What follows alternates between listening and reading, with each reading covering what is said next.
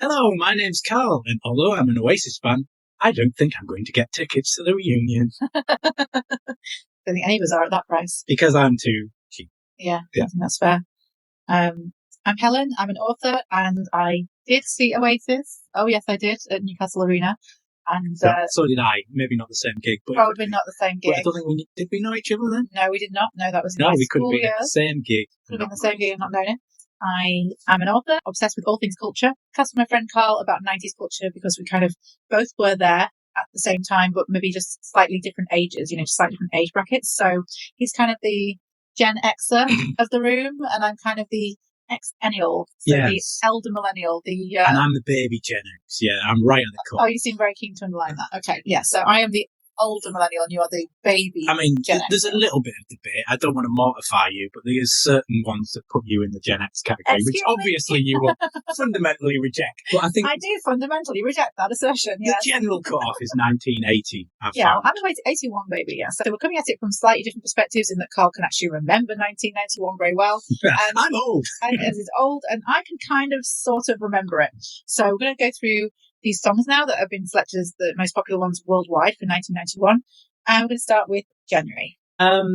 Since this is the second episode, I thought I'd clarify the format, as I didn't really explain it properly last time, as several friends have pointed out, and random people. Yeah.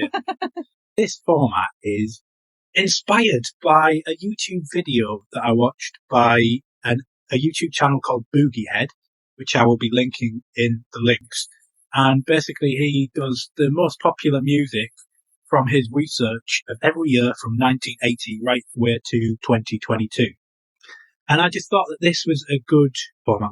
The most popular of the month worldwide, because not all songs are released at the same time and not all songs peak at the same time. So, for example, some songs from this year might seem like they're from 1990, but they actually peaked in like 91 worldwide.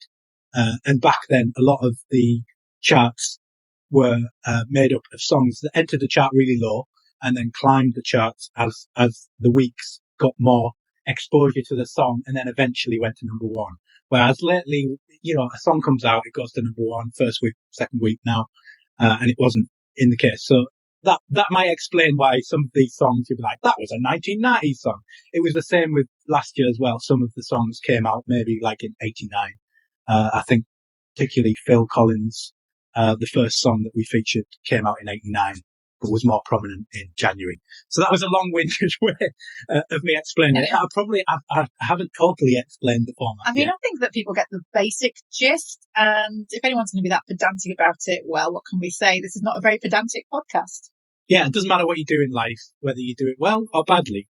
Someone's going to say it was bad, and someone's going to say it was good. It might be your mum that says that it's good, but it's, Hi, man. Just before we exit the format thing, we have adjusted this format slightly to introduce a wild card. So, as mentioned, along with the 12 months, that's a dog in the background, if you can hear. My dog is sitting on his bed whining because he's not allowed to sit with us. But anyway, so that's what I got from this YouTube channel. But then we also had introduced our own ideas of our sort of favourite song from the year. And a sort of most overrated song from the year, and that's what we did in the first episode. Starting in January with Enigma, Sadness Part 1. Let's talk about the video. Okay. So the video is kind of like quite religiously themed-y. Yeah, no kidding. Sexualised model woman, which is a theme that we will probably see quite a lot in this year. Yeah. I mean, starting a song with like priests singing, like that vibe, that's a bold move even for 1991. That's a bit of an out there move, and it seems like the video's kind of set in a monastery, but first there's this kind of kid, like, is he at school or he's in like a school room, and it's like, I don't know, like what the actual F is this song about? Like it's just like, I mean, I'm not being funny, but it's just like, if this is all about the girl who's like this exotic looking girl looking into camera and she's kind of like nude a bit and kind of saying these breathy, like French phrases and then like heavy breathing. Is that why this song was so popular? Is that it was popular for a lot of reasons. It's kind of like the clubby vibe, and it's quite interesting that it's an instrumental. You don't get many of these on lists of most popular songs. There's a video, and then there's what the song's about. So the song's about a guy called Marquez de Vaze. I'm not good at pronouncing names, but he's basically this guy who got prison for inappropriate sex things and stuff that would probably be normal now, but was seen as deviant behaviour back then.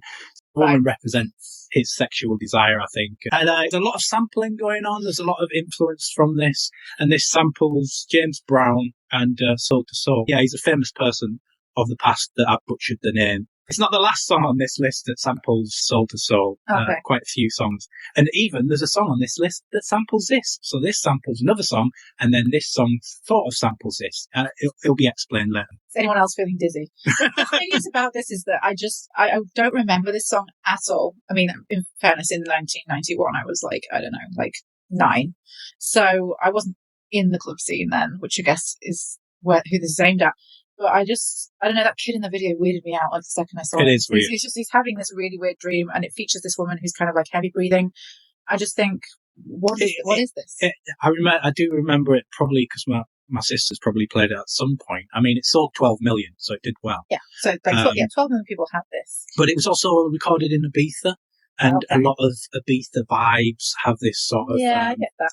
clubby type thing. Yeah. Is it French and Romanian guys that created it in the sort of, it's like, is it a band? You know what I mean? When it's dance music, do you call it a band or not? But two guys basically put it together. Yeah, I'm not really sold on this one as a song, but I can see perhaps why at the time it did sort of hit us, strike a note. I've been to Ibiza 6 times. I can imagine like quite chilling out to a beach, like listening to it. It depends on your mood, you know what I mean? Yeah. It's not the sort of thing I'd put on if I was going out to a nightclub or anything like that. Anyway, let's move on from that. So we're coming up to February, and on the model theme, we're going with C&C Music Factory, Everybody Dance, Sweat Now. Yeah. So why do I say model? Because they used a model in this video that didn't sing the songs. Yes, I did know that about this. It's sort of interesting. Or didn't sing this song. She did actually sing on future releases, but not on this one. Yeah. This is like one of those kind of timeless kind of techno tunes. For me, a rapper in glasses, that always improves anything. Like if you're going to put something... You just love your rappers. I just love glasses. I think that we've kind of understood this. That just, I think putting anyone in glasses just makes everything look better. Do you love rappers and glasses? Yeah, why not? Like, I don't want to be kind of exclusive. I don't want to exclude anyone, so sure. Do you approve of this? I think it's kind of peak 91 though. It's like hoop earrings, cycling shorts, shirtless muscle men dancing, which is what I'm supposed to be looking at, not the guy in glasses. But I do think it's kind of it's peak time, like peak 91. But I think it is the kind of thing that if you heard it on the dance floor, you'd be up. Yeah. Last vocalist, which is Martha Walsh, if I'm pronouncing her name properly, people were sampling at the time from the same Ride on Time, which got sampled quite a lot. She's the same vocalist in this. She was also in the Weather Girls, Raining Men. You can tell. You can tell that it's the same person. That voice is extremely distinctive, But this is out of the Milli Vanilli, post-Milli Vanilli period, where it was slap a model on it's now a no-go, which it always should have been, to a video and pretend that she's singing the song. A lot disingenuous, I think but that's kind of the music industry in general, isn't it? I think that, it's not the first or last time for something like that to happen. They do want a certain look to particular songs that are released. I think the key thing is the actual song itself. At the time, MTV show was around and people did watch it, but a lot of people have heard this on the radio. They wouldn't have been looking at a model necessarily. No, when they were. I mean, MTV was quite big. It was huge, but it was building at the time. Sure. Yeah. So the model is called Zelma Davis, and as I do mention, she does sing on quite a few of the future hits from this band. Which is, to be fair, I mean, Milli Vanilli, one of them died and one of them's still alive.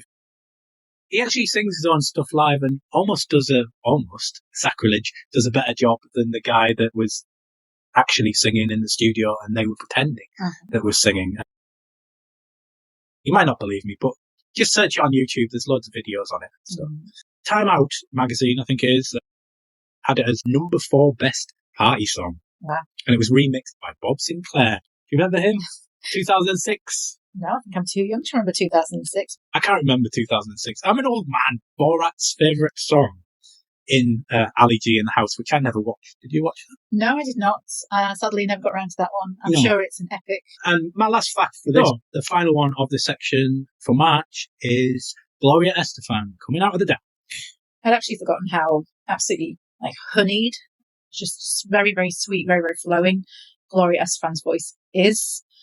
And with that kind of gospel backup, I can see why this was a massive ballad hit. A lot of people, I noticed when I watched the video, were commenting about a bus accident that she had been involved in. Yes. Maybe this came up in your research as well. Yeah. That left her, paralyzed and in a coma, and she had to learn to walk again. And so for people who are big fans of her, and there are many people who are massive fans of Gloria Estefan even still now, because, her music is pretty touching. Yeah. I think quite a few of them said that they'd gone to see her live when she walked out on stage and sung this. It was a huge moment. Yeah, it was a comeback in a lot of ways. Like, say, a comeback in the terms of her music, but also a comeback in the terms of her health.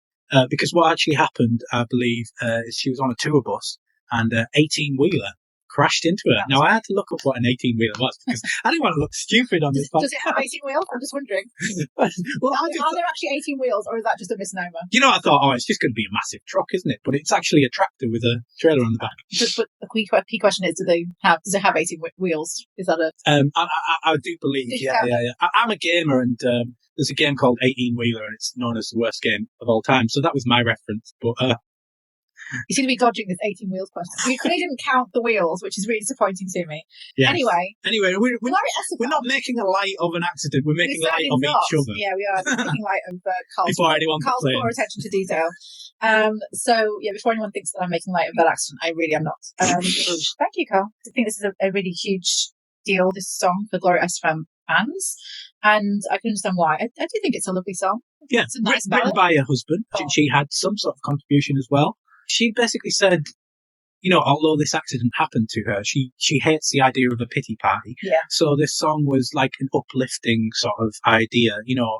When she was going into a hospital, I believe her husband was holding her hand at the time. Oh. Maybe he came up with the idea for the song at that point, possibly. What's quite interesting about this is usually when you have B-sides, you have different tracks. But with her being like an American Cuban, so Latino, one of the B-sides is the Spanish version and one is the instrumental version. On basically all of the ones I looked at, there might be certain regions where that wasn't true, but it looked like every region I researched had that. So that's quite interesting. She sort of did stuff with this Miami Sound Machine. It's a bit before our time, isn't it? And apparently she met her husband at the church, So there you go. If you want to meet someone, go to a church, maybe. I don't know. I've been to a church and I haven't met anyone, but that's just me. I just like to put this disclaimer on this. We are not qualified to give out any relationship advice. Yeah. And Carl particularly is not qualified to give out any relationship advice. Yes, that's our next podcast, which is Carl and Helen do not have good relationship advice. Brackets, Carl more than Helen. I'm glad you clarified. Because at least one of us has had some successful relationship. So now it's our favourite tracks of the year, and I've gone for Blur. There's no other way. Nice. The weird thing about this is, if you watch the video, he kind of comes across as Liam Gallagher, which Liam Gallagher isn't a thing yet. So that's a bit weird. Oasis were influenced by Blur. Yeah. I don't think they deny that.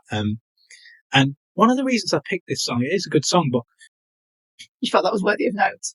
Yeah, it's just a very weird video. I see. I just think it is a cracking tune. It's one of those ones that I think, if you look through the Blur back catalogue, definitely stands out as one of their really, decent songs. And of which they had many. And sort of really easy now to look back at the Britpop era and think of it as not that interesting and not that innovative, because it was kind of standing on the shoulders of everything that happened in the 60s to a certain extent. And of course, in the 90s, there was a huge 60s renaissance, just like there was in the 80s. There was a huge 50s renaissance. Whatever age group had the disposable income, it was always referring back to their youth. So in the 80s, the people who had the disposable income, they were kids in the 50s. And the same with the 90s, they were kids in the 60s. So, there was always like a renaissance of culture like that. And it's, definitely evident in the 90s that they're starting on the sort of shoulders of the 60s. But I think it's unfair to suggest that all 90s bands are just kind of replicating what happened in the 60s. There is some innovation there, and there is some, leaps forward as well. I just like the fact that They did Song 2 as a piss take of the Americans, and that was their only big hit. Yeah, I mean, that's so typical, isn't it? But yeah, so I chose from this year Lithium by Nirvana, and I sort of ummed and ahed about this because there's going to be quite a lot of Nirvana chat in general in this podcast, just because of the things that have hit big in this year. But I do think it reminded me when I was looking at the songs for this year that there are, several giant Nirvana hits in this year, and that they really were just starting to kind of climb in terms of their status in the industry. I've heard Dave Grohl talk about where they were at personally at this time in terms of like they were still sleeping, 3 of them in a room on a floor. And it's crazy to think about that when they had these amazing, immense hits going on for them. Several in one year, and they were still having that kind of a road life where they were like, is there anywhere we can sleep for free? All these kind of things. But I think I largely choose this for kind of personal reasons. I feel like, a lot of the university parties that we went to, Lithium was on the stereo, and the house parties. I'm relatively sure that we once watched someone called Badger play it on the guitar. Right. I remember Badger. Okay, you do remember. I didn't make him up because it could so easily have been an alcohol-fueled hallucination. But no, you believe there is someone called Badger who we did once. I was at uni for 6 years, so the entire thing was a hallucination for me. I had to pick a song off Nevermind. Like, it's like we were talking about Madonna last episode, how hard it was to pick a song from 1991. It'd be hard to pick any song from this album because it's just great. Lithium and Come As You Are. Come As You Are was the other. Which we'll be talking about later. Yeah, Come As You Are was the other big hit. Yeah. From, so they just had a few in this year, and I still remember the day very clearly when the news was announced of his death. So I just think it's worth kind of remembering them as they were on their rise, and their music continued to be the soundtrack to my kind of university years, even though that was nearly 10 years after they kind of stopped being a band anymore. And maybe there's another hit that we're going to talk about later in this Maybe podcast. There is. We'll have to wait and see. So moving on through the year, we've got Joyride Roxette in April. So my lingering memory of this song is the phrase, "Hello, you fool. I love you." Yeah, which if you want the information on that was basically the singer. It was a note left for him by his missus. Oh, that's adorable. That is so sweet. My sister sung that line over and over again, Elaine. She sang that over and over again when she heard it on the radio. I thought you were going to say Sheena then. No, Elaine, the middle one. So she sang it over and over again when she heard it on the radio. And it's sort of a really sweet memory that I have of her kind of singing that. I do think that Roxette, in terms of production, they're just second to none. All of the production on their tracks is razor sharp. For the time, they had such attitude as a band. It's lazy to compare them to ABBA, but you can see why, because they're just, for a start, they're Scandinavian, which is a lazy comparison, but they're just such a great pop band. Yeah, and people, I think, they think it's kind of a bit corny, perhaps, what Roxette do. Like, I think that some people might look down on it and call it corny. I can see why. But I think that's really unfair. Yeah. Because it suggests that making this kind of music to this quality is easy, and I don't think it is. I think if it was, everyone could do it. Everyone could have top 10 hits. The point is they're so good at it, it makes it seem exactly. Easy. Yeah. They make it look easy. That's really what I'm getting at. So I do think that they as a band had so many well produced hits. The attitude they had was brilliant. You could see it in the video, just kind of pouring out of them. They look genuinely glad to be there. Whether or not they are, I don't know, but they're very good at making you believe. I think they are. They want to be there. They want to be there doing this thing. And that makes a huge difference to how their work is received, I think. Yeah. They got the title from a Beatles interview with Paul McCartney talking about what it's like to write with John Lennon, and he said it was like a joyride. Oh, that's brilliant. It's also quite Beatlesque in a lot of ways. Even the most successful bands tend to borrow a little bit and, be inspired by, a lot of people say, oh, Oasis just stole tunes, or it's like the Beatles. Like everyone at some point who did pop wanted to write a song that sounded like the Beatles. Doesn't matter how big they are. You even look at Pink Floyd's early stuff. Nobody thinks about it now, but they are basically like a tribute band to the Beatles. If you look at something like See Emily Play, you're looking at a band who are very much emulating the Beatles, even though by the time they sort of came into their own, Pink Floyd, they had very much their own distinct sound. They started off looking at the Beatles and going, that looks good, we'll do something quite similar to that. Yeah, and music didn't start with the Beatles. The Beatles were looking back towards, skiffle bands and Elvis Presley, and all sorts. And they started, a lot of these bands are lazy, they're just doing Beatles stuff. the Beatles started off doing covers like a lot of the bands did in them days. Yeah. A lot of bands, whether they're inspired by other bands or not, genuinely start off doing their own music. It's not their fault because that's what it was like back in the 60s and late 50s. You generally covered songs or other people wrote for you. That was just the way, If anything, the Beatles broke out of that by, breaking that model, but not at first. Anyway, we've gone off on a Beatles tangent. I mean, it's very easy to get on a Beatles tangent, and everyone loves a Beatles tangent, so it's all fine. But yeah, absolutely. I mean, I just think it's, I get what you're saying. There's a sort of Beatles-esque element to this song, and possibly that's part of the reason for its popularity. But they're definitely a force to be reckoned with at this time in music, and their songs are still played and enjoyed now. I think that's really the test of them. The video's fun, isn't it? The video is fun. I mean, obviously green screen because they're like, "Oh, we're driving." It's like you're not driving like in an old movie. Yeah. Mm-hmm. Even back then, people were like, "Yeah, you want like a green screen or something." Like Even then, we knew, we understood. It was number 1 in Germany for 8 weeks. Yeah, it doesn't surprise me. And it was also played at the Stanley Cup for ice hockey, I think. It is. You know what? I was out in Canada when the Stanley Cup final was on this year. So yeah, Vancouver. That's cool. I've probably pronounced that. Is it Vancouver or Vancouver? Vancouver. How do you pronounce Vancouver? Vancouver. Yeah, come on. But yeah, I really enjoyed that song. Like you said, it's so good, it's effortless. Yeah, and I think that's something that they do so well with pop songs. So moving on to May, we have an REM track, very, very well known one, Losing My Religion. We're going to talk about REM later in the album section, but I, think what's so funny about this, and I think that REM do this so much in their music, is that if you sort of thought about Losing My Religion, you'd probably think of quite a sort of sad, maybe even low-key song. But when you actually listen to it, the lyrics and the music are sort of a bit of a clash in tone. The riff that they've got going with that mandolin is actually quite upbeat and up-tempo. So it's kind of got the strange juxtaposition about it where you've got this kind of slightly up-tempo, slightly upbeat musical arrangement with lyrics that are definitely about perhaps more sad, difficult, conflicting topics. Yeah. So I do think that REM do this really well, where they don't always marry a very sad topic lyrically with a sad lyrical arrangement. They tend to sort of mix that up a bit, and that's what kind of makes their songs a little bit more unique to our ears. And they definitely did it with this one. What do you think of it? Yeah, I think a lot of the bands around about this time, and in fact right throughout music history, they've never stuck to one genre, and they sort of like mix and match a few little things. I think basically this song came about because someone was learning to write the mandolin. Was it Play the mandolin. Was it the lead guitarist? I was getting lead and rhythm guitarist mixed up. Okay. He was basically learning the mandolin, and this is how he came up with the tune. And it's sort of written watching TV and recorded in New York. Oh. You like a bit of New York, don't you, Helen? Thank you, Carl. Yes, I do. Vocals, you're probably not surprised to know, in a Whitney Houston style, were recorded in one take. Yeah, I can imagine that. I did think I did know that about that, actually, this particular song.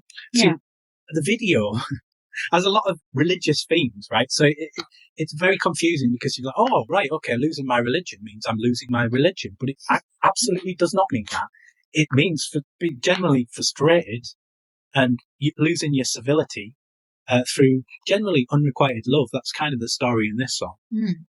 I mean, I think that's the beauty of a lot of REM songs, is that you can interpret them in lots of different ways. They obviously have an intention when they write them. They have a subject. They have things that, they're thinking about. But a lot of them, when you look at them lyrically, you could interpret them however you wanted to. Yeah, I mean, that's the beauty of songs. Like, once you hear it, it becomes your own song. Yeah. I think a lot of songs this year could be used in weddings, could be used in funerals. And this is one. I don't know which one you would more likely to use it in. What, are you asking my opinion? This is inspired by Caravaggio. Did I say that right? Because I think I did. And the video was based on a short story by Gabriel Marquez. Marquez, yeah. And it won 6 MTV awards. Oh. And it was the first of their videos to get 1 billion views on YouTube, which is not easy for a 1990 song. No, definitely And if you've ever noticed that. Oh my gosh. And it was also covered by Hootie and the Blowfish. Thank you for that. And that's enough facts. That's definitely enough. That is your fact wheel. Factoids on Losing My Religion. So June is I Want to Sex You Up by Call Me Bad, which is... You want to what? I Want to Sex You Up. No. Well, good, because I'm not really offering, okay? So it's I don't know. I've always thought this is kind of a zany little song. There's a I'm lot not of sure. sex in this year. Yeah, there is. Something happened. It's a very horny year, 1991. There was salt and pepper before that, wasn't it? Yeah. I want to talk about sex. Yeah, please don't sing it then. I don't need to hear that. I'm not sure if it's like the falsetto voice in this that kind of weirds me out a little bit about it. Do you think it's a bit Timberlakey? A little bit. Or should we say that Timberlake is a little bit calling me bad? I like to read YouTube comments. Some of the comments were quite interesting.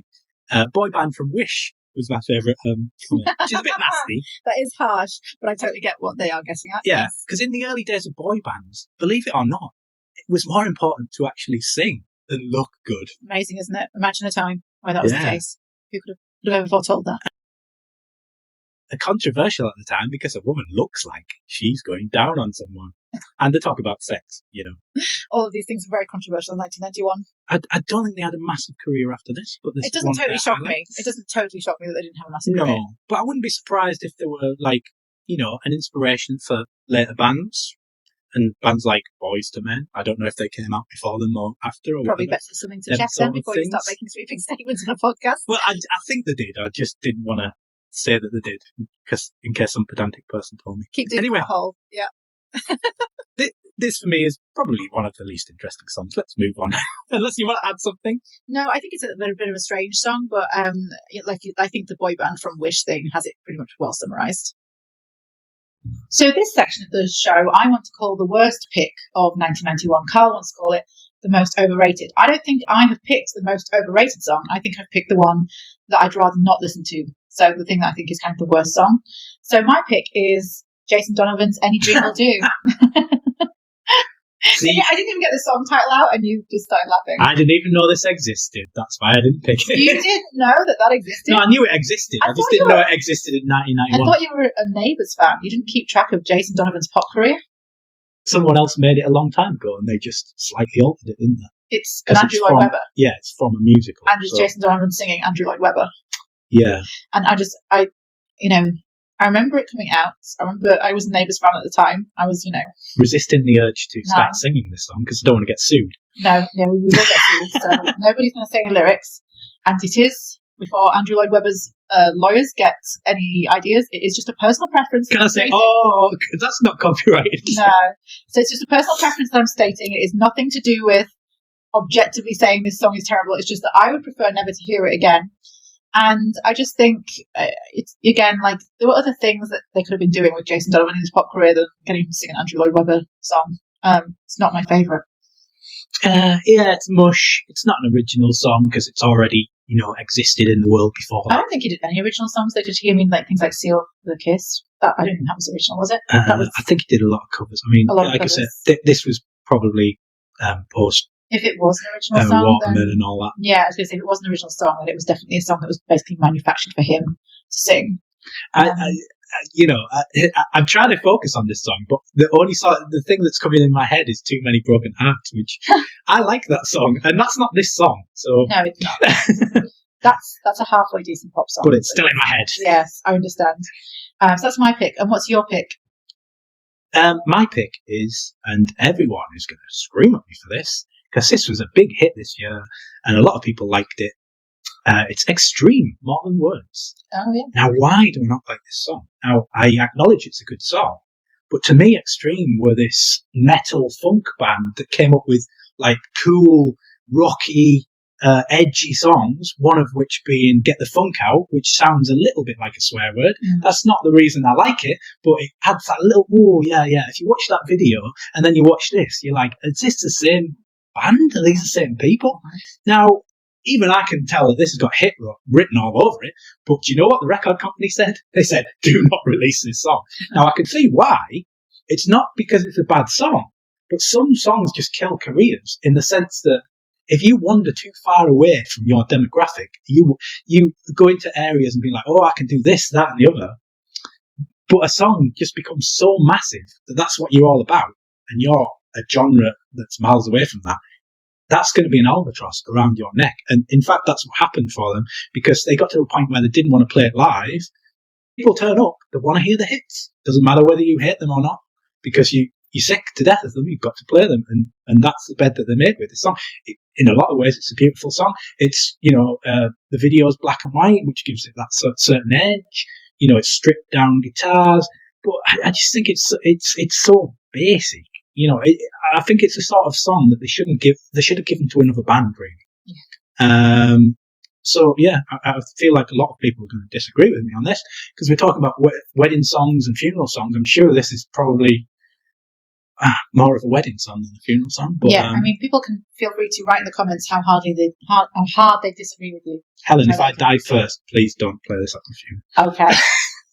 So people can feel free to write in the comments how hard they disagree with Carl or myself on these worst picks. I think it's easier to disagree with me on this one. But for now, we're going to move on to the next few songs. Coming on to July, we have Scorpions, Wind of Change. Now, a lot of people think this is just about the Berlin Wall, but in fact, I think it's about revolution, general sense of change, and optimism and hope. I definitely felt like when I was watching the video, that it had so many images about the end of the Cold War, or sort of thinking that was in the past now, it's time to move forward. I know that the Berlin Wall, that fell in 1989, so I'm sure that, this song definitely had maybe its roots in that. But I think it's because they're German and basically, very linked to Berlin and things like that. It makes sense. I mean, there must have been a huge feeling of change in Berlin at that time. I remember being in primary school because I was very young, and my teacher. So was I. Yeah, my teacher wheeling in the TV to show us the Berlin Wall falling the day that it happened, because it was that much of a momentous event. It was like, you have to see what's happening here. You got to skive off at school. I thought it's skiving, but I would think, primary school is largely a skive off anyway, isn't it? That was the best moment when the video was wheeled in. Exactly. You're like, we're not going to do work, we're just going to watch videos. Yeah, it's brilliant. So, but that was actually an important thing, and I'm glad that they showed me it, because otherwise I probably wouldn't have known about it. And this song, I love how gravelly his voice is, firstly, the vocal performance in this is just beautiful. And I just feel like it's one of those songs that I know it exists. I've heard it before, but revisiting it for this podcast, it's just reminded me what an absolute stone cold classic it is, and how, really it's a song that I feel should be better remembered.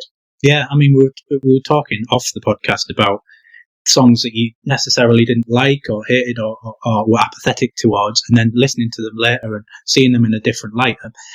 I always kind of wrote this song off, but again, when it comes to difficulty, it's actually quite a difficult song, I feel like. Yes, it gets swept up in the whole end of the Cold War and Berlin Wall, and sometimes, a bit like Elton John with the Diana thing, people want to attach themselves to some music. But as music itself, I think it also stands up quite well.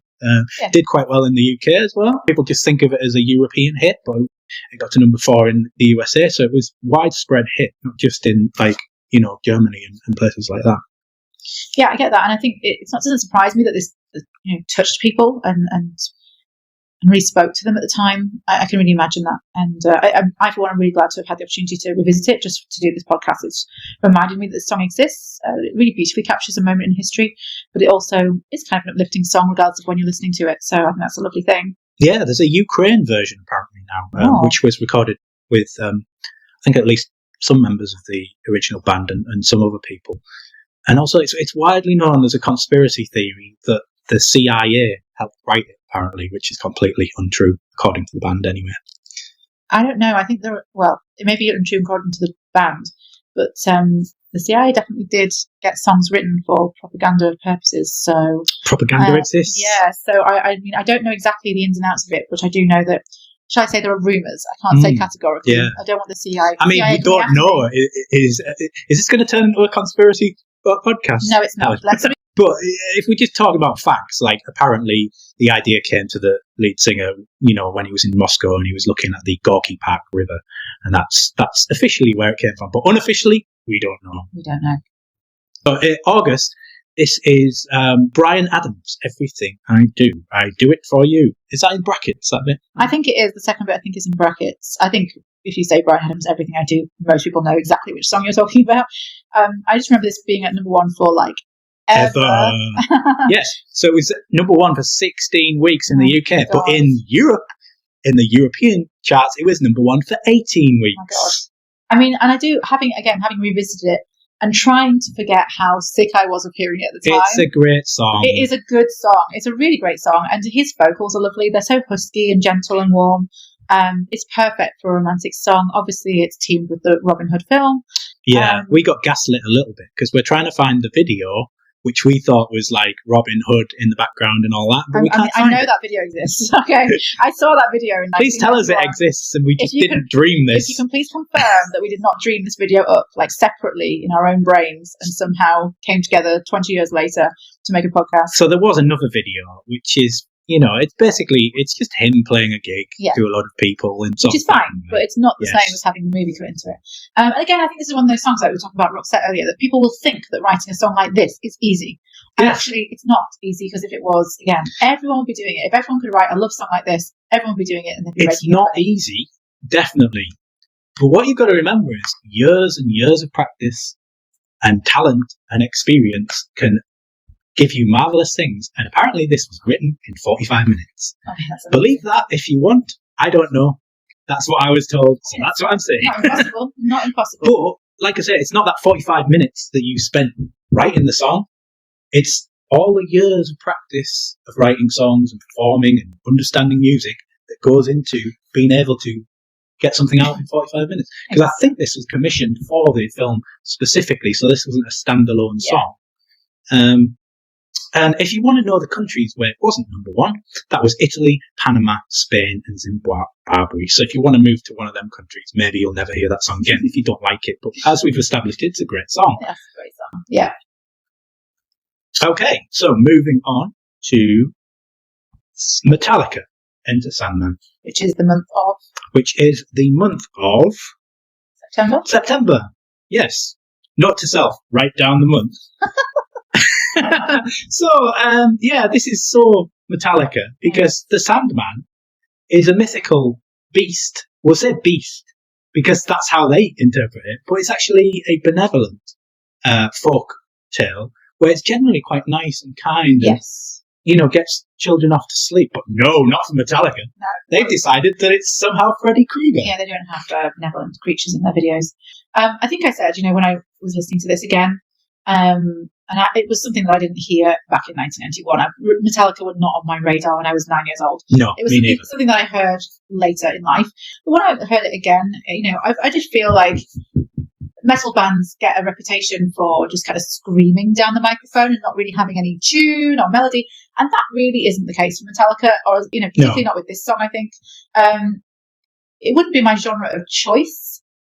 But I can appreciate what they're doing here. And I just feel, going back to sort of Nirvana chat to a certain extent, I feel like this song doesn't sound a million miles away from the Foo Fighters sound.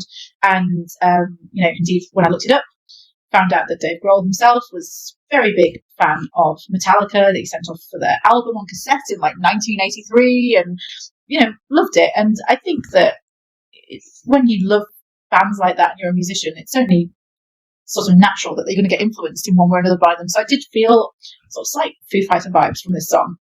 And I can sort of see the through line, if you know what I mean, from this kind of work through to where, the Foo Fighters and similar bands are making music. Apparently this, they got inspired by Soundgarden, which you mentioned you quite like. Yeah, it doesn't surprise me, actually, yes. It was recorded in a very weird way, I think. Most bands try and do some sort of element of live recording. Apparently all the instruments were recorded separately and the drums were recorded 50 times. Oh my God. So maybe a little bit of a Frankenstein monster when it comes to putting this together. It's produced by Bob Rock. I mean, that's a cool name, isn't it? I'm going to pretend I know who he is. And you just sound like you've got a future in the biz when you're called Bob Rock, isn't it? It's like, what shall I do for a living? Well. And they were also sued by a band called Excel, which I'm informed don't work for Microsoft. But, a lot of bands get sued for this sounds like this. And there's only so many strings. There's only so many notes. chords. Yeah, so many chords. And I'm not saying that, they didn't go to one of their gigs and listen to it, but unfortunately that's the way that it works. Works like that in comedy as well, quite a lot. Well, that's just what Ed Sheeran was saying out in front of the courthouse, wasn't it? It's Talking about Ed Sheeran, he was born this year. He was born this year. Yes. In 1991. Well, the thing is, he was stood outside the courthouse after that Marvin Gaye suit, just saying, these are the chords that we use to write music, and nobody has monopoly over those. So, and I think that's about as fair a view as you can take on this, that if you're Ed Sheeran or anyone else, you acknowledge that some people are going to use a similar pop chord progression as you do in some of the songs, but you can't just go around suing people just because they're using similar chord progressions. That's not how it works. No. So yeah, I do think it's sort of interesting when those things pop up. I mean, can you imagine Oasis existing if you can't use similar chords that have been used before? Don't go back in anger. Even in their own songs, you know what I mean? Let's just use that bit from whatever, and we'll use that bit from Wonderwall. Absolutely, yeah. By the way, I do like Oasis, but this is the way the music works. Maybe not as blatant as Oasis were, because they actually admitted to it. A lot of bands didn't. So you've got to give them credit for that. That's Oasis tangent number 2 or 3. Anyway, so a few little facts in this. So not only was it used in torture, apparently, in 2003 when the whole Iraq thing was going on, it was also used as a way to wake up astronauts by NASA. Weezer covered it as well. And Helen, you won't be surprised by this one. It was number 1 in the end-of-year charts in Finland. I mean, yes, call me unsurprised. Thank you for that fact. A country that I believe, don't know whether this is a myth or not, but I believe they have some sort of Depeche Mode sort of either pub or museum or something like that, like a shrine to the Depeche Mode. So, they like the metal and you believe that rock and all that. I don't know. You should probably look these things up before we do a podcast. Straighten it out that. Yeah, but the asterisk.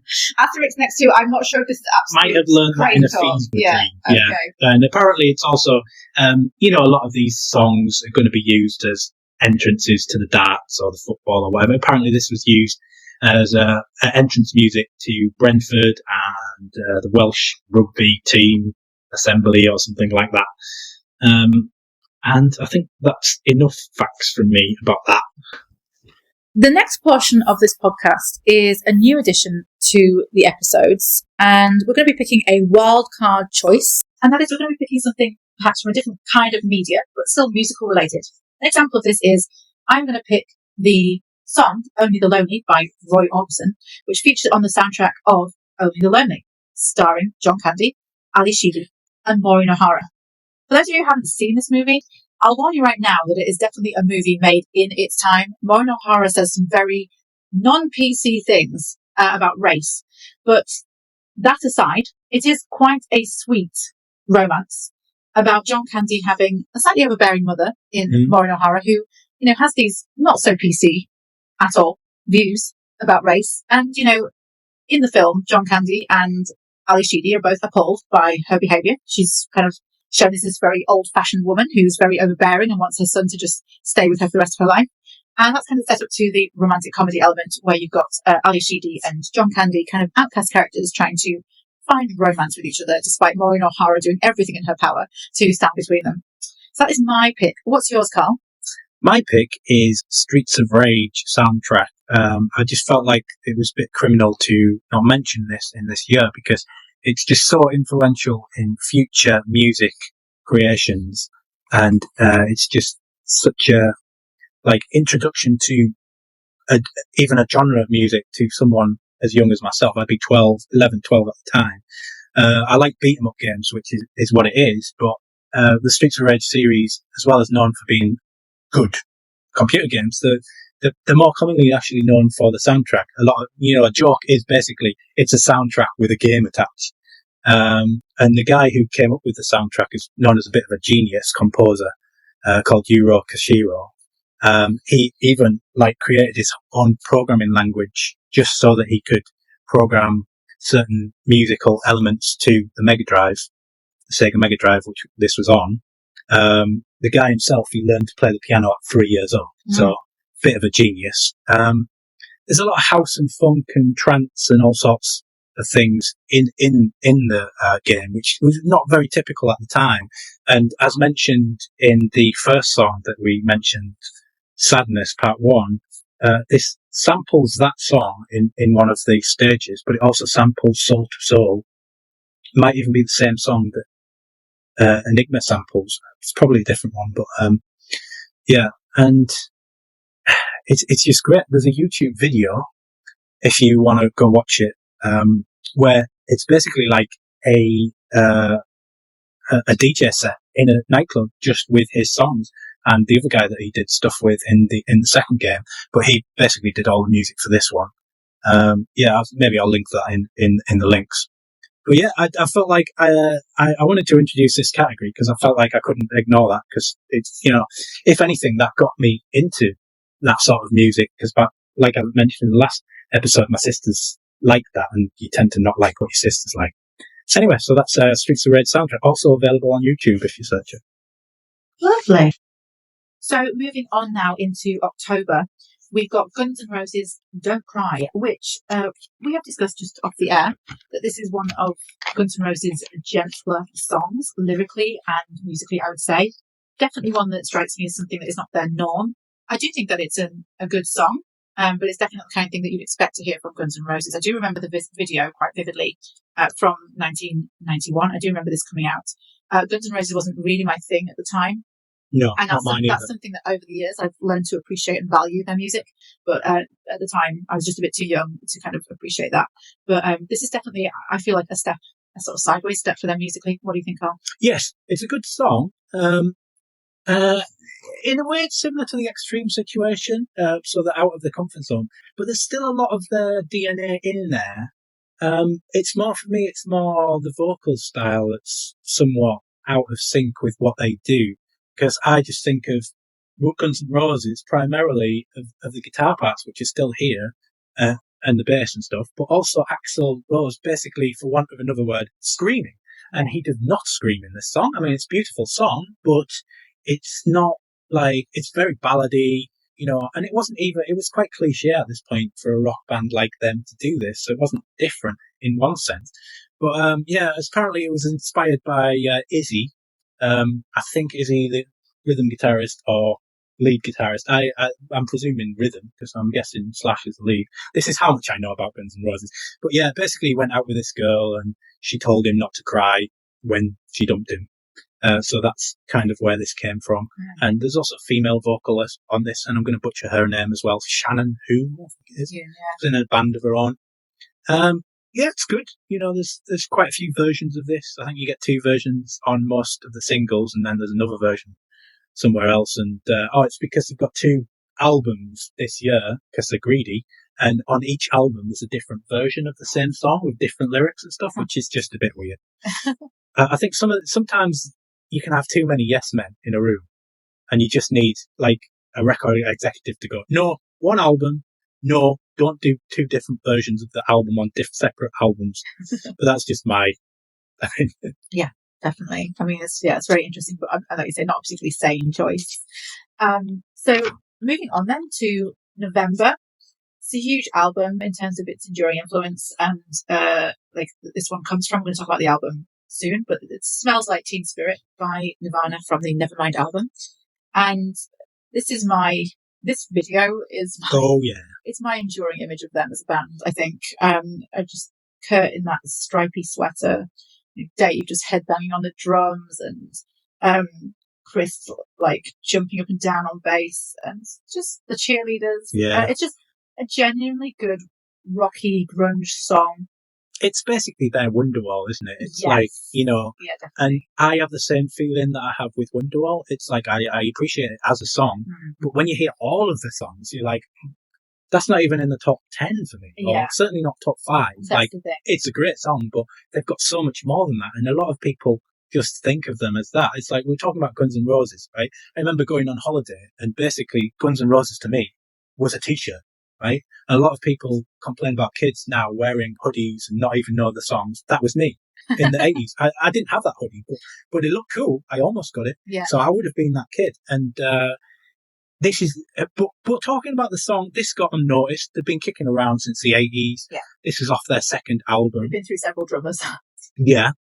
And it's funny, the guy who produced this ended up being the drummer, percussionist, what's the difference, in Garbage. Oh, brilliant. What a great band. Yeah. Butch Vig, is that how you pronounce it? That sounds right. Yeah. So this was inspired by the Pixies to a certain extent, which is, does that baby floating around, is that coming from Blur or the Pixies? Probably the Pixies. But yeah, apparently one of his friends, I think she was also in a band, once said to him, Kurt, you smell like Teen Spirit. And Teen Spirit apparently was a deodorant, But no one told Kurt that because he didn't know. And he just thought, oh, you mean I've got the spirit of a teen? So everyone's like, why are you promoting a deodorant? Are they paying you for this? Yeah, that's adorably naive, isn't it? So sweet. Yeah. Apparently done in 3 takes. It's also got over 1 billion views on YouTube. Known for being on the Word. And it's also known for being on Top of the Pops as a legendary performance because Top of the Pops are notorious for not letting you play live. And he forced them to make him play live, but also he did it as a sort of like protest joke. So he did it in a sort of Morrissey from the Smiths style. Even changed the words and made it really low and we're the wrong, like that. It's on YouTube somewhere. Look it up. It's iconic.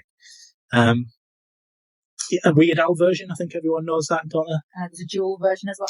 Oh yes, Jewel. She covered it. Tori Amos, many others. Yeah. So I think everyone knows this song. So we'll move on. We will move on to December, which is Black or White by Michael Jackson, and I can't even really get to grips with this video at all.